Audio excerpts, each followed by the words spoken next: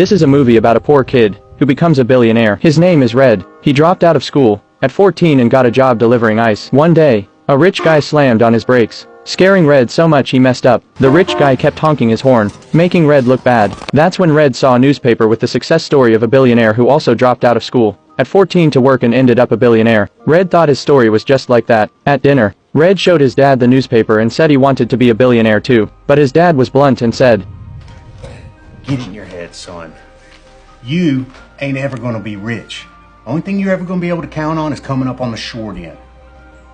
That's what was handed me by my daddy, and I'm sorry, but that's all you're ever gonna get from me." Red was quiet but wasn't convinced. So, in the middle of the night, he went to his sick mother and told her he was leaving. He didn't know where he was going, but if he wasn't eating, the money saved could buy her medicine. His mother kept apologizing, saying she was dragging the family down. After saying goodbye, Red vowed to escape poverty and come back to cure her, but he didn't know that this farewell would be forever. Back then, transportation was undeveloped. Red sneaked onto a train to the city. After an unknown time, he woke up to hear that the train had arrived in Texas. He jumped off and followed some people to a small town. A rancher was hiring workers to build a fence. Red rushed to the front of the line, pitched himself to the employer, and even lifted a big guy to prove himself. The rancher was impressed by his enthusiasm. When they arrived at the ranch, it was clear Red had no experience with pile driving, but he had a never-give-up attitude. While others rested, he worked hard on the stakes. Gus, seeing Red's effort, brought him water. They soon became friends and talked about their dreams. Red's dream was to be a billionaire, while Gus wanted to buy up the whole state's ranches and have others work for him. They arrived at the ranch. It was clear Red had no experience with pile driving,